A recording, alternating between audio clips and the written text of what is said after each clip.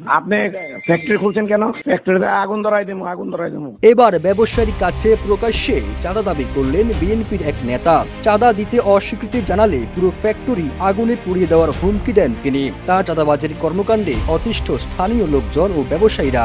খোঁজ নিয়ে জানা গেছে তিনি নারায়ণগঞ্জের ফতুল্লা থানার বিএনপির সাংগঠনিক সম্পাদক রিয়াদ মোহাম্মদ চৌধুরী। তার চাঁদাবাজির একটি কল রেকর্ড ইতিমধ্যে সোশ্যাল মিডিয়ায় ছড়িয়ে পড়ে।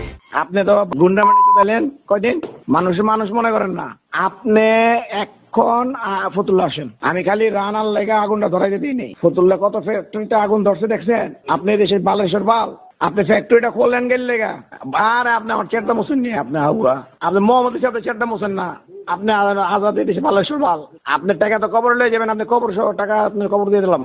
আপনি এখন আহেন, আপনি আইবেন না ফ্যাক্টরি আগুন ধরাম গুন্ডা করুন।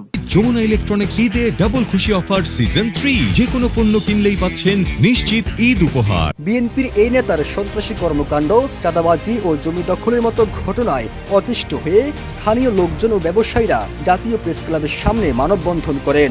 এ সময় ভুক্তভোগীরা অভিযোগ করেন, মামলা বাণিজ্য এবং চাঁদাবাজি করে এখন পর্যন্ত 200 কোটি টাকার মালিক হয়েছেন বিএনপির এই নেতা। অবৈধভাবে দখল করে 550% জমির মালিকও হয়েছেন তিনি। এছাড়া প্রভাব খাটিয়ে 250টির বেশি দোকান দখল করেন বিএনপি নেতা রিয়াদ চৌধুরী। 5 আগস্টের পর থেকে সে প্রায় 200 কোটি টাকার মালিক হয়েছে। তার জমি জমা আছে প্রায় 550%-এর উপরের থেকে বেশি। আমার কাছে সবকিছু প্রুফ আছে।